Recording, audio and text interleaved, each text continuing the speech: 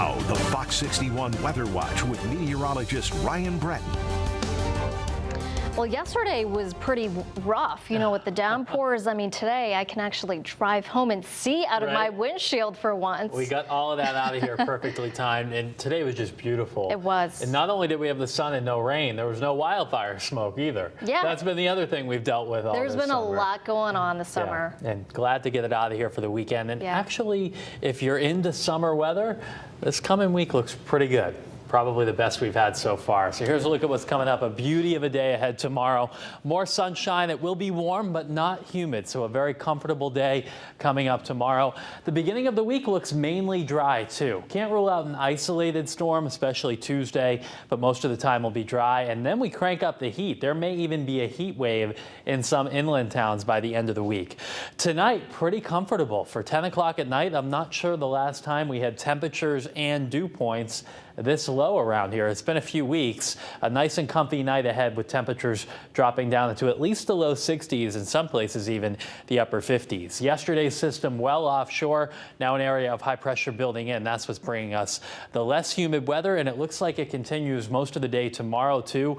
Dew points will be around 60 or even a bit below that at times, so pretty comfortable weather, even though it will be warm tomorrow.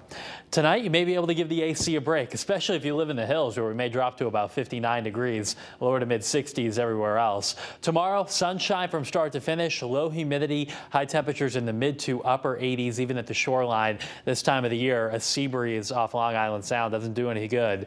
So we'll have a land breeze tomorrow, but the water is so warm that even if we had a sea breeze, wouldn't do much of anything tomorrow.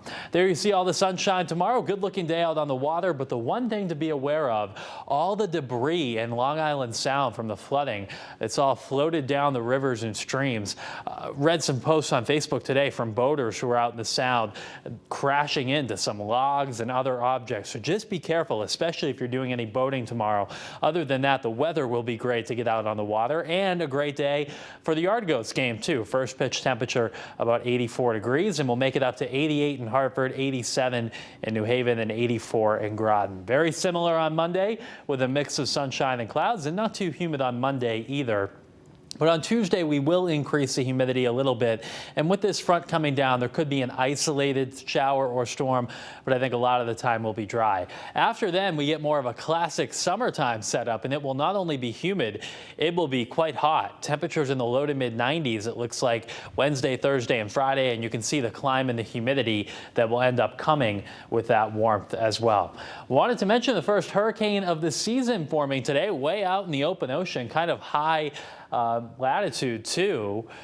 Category 1, Hurricane Don, winds to 75 miles per hour. It's nothing to worry about. It will weaken, but it may throw a little wave action back toward us. Nothing big or too impressive, but some of the East Coast beaches may see a bit of that in the days ahead. So we've got a beautiful day tomorrow, warm with low humidity, pretty much a repeat on Monday, maybe an isolated shower or storm Monday or Tuesday, and then we crank the heat. Low 90s on Wednesday, possibly into the mid 90s on Thursday. That looks like the hottest day of the week, a high of 95 in Hartford, maybe even 96 in Windsor Locks. And then a front will come down at some point Friday or Saturday, which may try to cool us down a little bit, but before then, inland areas especially may get 3 days in a row at 90 degrees or higher. That's the forecast. We'll see you again at 10:30.